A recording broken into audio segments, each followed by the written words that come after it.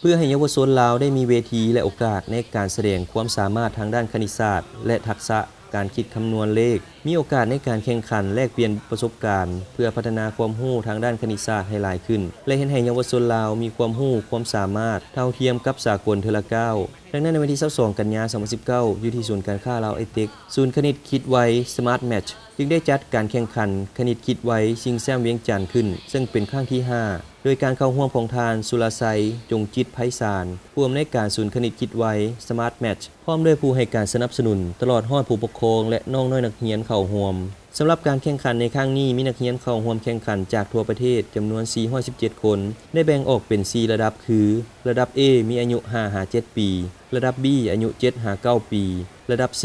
9-11 ปีและระดับ D อายุ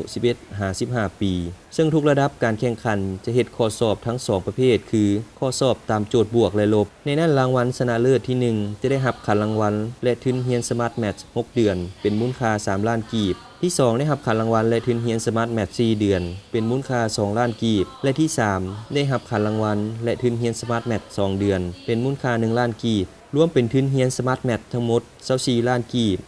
สำหรับหลักสูตรคณิตคิดไว้ Smart Math เป็นคณิตศาสตร์ทางเลือกแนวใหม่แขนงหนึ่งที่เรียนโดยการสร้างภาพแห่งจินตนาการใส่โลกคิดในสมองในการคิดไล่เพื่อพัฒนาศักยภาพทางด้านสมองเป็นการปรับความสมดุลของสมองเบื้องซ้ายและเบื้องขวาซึ่งจะช่วยส่งเสริมให้ผู้เรียนมีสมาธิต่อเนื่องมีความเชื่อมั่นในตนเองทั้งมีระบบการคิดที่มีเหตุและผลรวมถึงการฝึกประสาทสัมผัสด้านการคิดด้านการเคลื่อนไหวและการรับฟังพร้อมทั้งส่งผลดีให้การเรียนดีขึ้น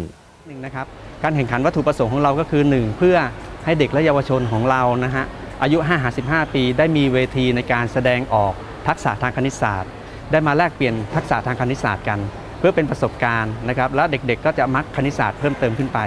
และ2เราจัดขึ้นมาเพื่อให้เด็กๆเนี่ยมีเวทีได้ฝึกหาประสบการณ์ในการ